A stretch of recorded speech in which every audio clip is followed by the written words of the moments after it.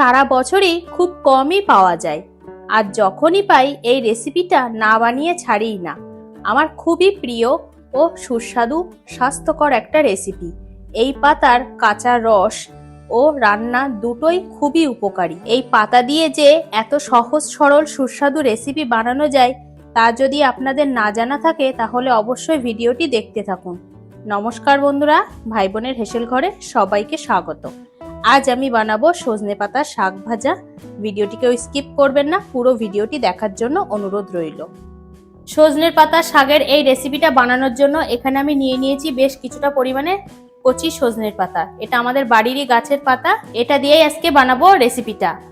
একদমই ইউনিক একটা রেসিপি, আর খেতে কিন্তু অসাধারণ লাগে। এটা খুবই স্বাস্থ্যকর একটা রেসিপি। আর নিয়েছি দুটো মিডিয়াম সাইজের আলুগুলোকে আমি একটু সরু সরু করে কেটে নিয়েছি। এই শাকে আলু দিয়ে বানালে এটা খেতে বেশি ভালো লাগে। আমি এবার রান্নাটা শুরু করব। গ্যাসে কড়াই বসিয়ে দিয়েছি, কড়াইটা গরম হয়ে গেছে। এখন আমি এর মধ্যে দিয়ে দেব পরিমাণ মতো 2 চামচ সর্ষের তেল।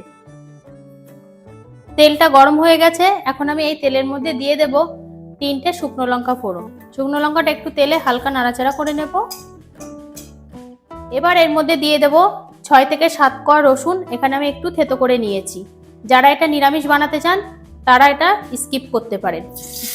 রসুনটা তেলে হালকা একটু নাড়াচাড়া করে নেব। রসুনটা তেলে হালকা নাড়াচাড়া করে নিয়েছি। এবার আমি এর মধ্যে দিয়ে দেব কেটে রাখা আলুগুলো। আলুটা তেলে নাড়াচাড়া করে নেব একটু। আলুটা তেলে হালকা একটু ভেজে নিয়েছি। এবার আমি এর মধ্যে দিয়ে দেব সজনে পাতার শাকটা। এবার শাকে দিয়ে দেব পরিমাণ মতো 1 চামচ হলুদ গুঁড়ো, আর পরিমাণ মতো এখানে আমি হাফ চামচের একটু বেশি আর 1 চামচের একটু কম লবণ নিয়েছি। এটা দিয়ে দিলাম। যেহেতু শাক অনেকটাই কমে যাবে সেজন্য এখানে লবণটা একটু হাতে রেখে দিতে হবে। আর দিয়ে দেব 5টা কাঁচা লঙ্কা। ঝালটা অবশ্যই নিজেদের স্বাদ বুঝে দিতে হবে। এবার সবকিছু ভালোভাবে মিশিয়ে নেব।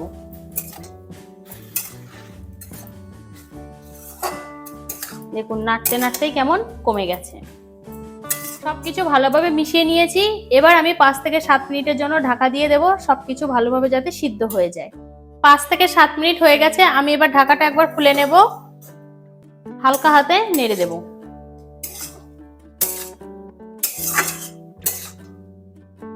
আলু এবং শাকটা সিদ্ধ হয়ে গেছে। এবার আমি এর মধ্যে দিয়ে দেব কয়েক দানা চিনি, স্বাদটাকে ব্যালেন্স করার জন্য। চিনিটা ভালোভাবে শাকের সাথে মিশিয়ে নেব।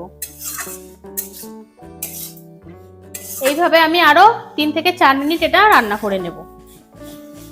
3 থেকে 4 মিনিট আমি আবার রান্না করে নিয়েছি। দেখুন শাকের যে রসটা ছিল সে রস কিন্তু আর নেই, একদম শুকিয়ে ঝুরু ঝুরু মতো হয়ে গেছে। রান্নাটা কিন্তু আমার কমপ্লিট হয়ে গেছে। কতটা কম সময়ের মধ্যে এই রেসিপিটা আমি বানিয়ে ফেললাম। এটা কিন্তু খেতে দুর্দান্ত হয়। এবার আমি এটা একটা সার্ভিং প্লেটে নামিয়ে নেব। রেডি হয়ে গেছে আজকের রেসিপি, আলু দিয়ে সজনে শাক ভাজা। এটা এখন গরম গরম ভাতের সাথে খেতে কিন্তু অসাধারণ লাগবে।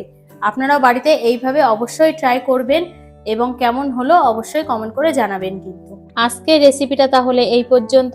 যে সকল নতুন বন্ধু আমার ইউটিউব চ্যানেল থেকে দেখছেন তারা অবশ্যই চ্যানেলটিকে সাবস্ক্রাইব করে দেবেন, আর যে সকল বন্ধুরা ফেসবুক থেকে দেখছেন তারা অবশ্যই পেজটিকে ফলো করে দেবেন। আজ তাহলে এই পর্যন্ত, দেখা হচ্ছে পরের কোনো রেসিপিতে।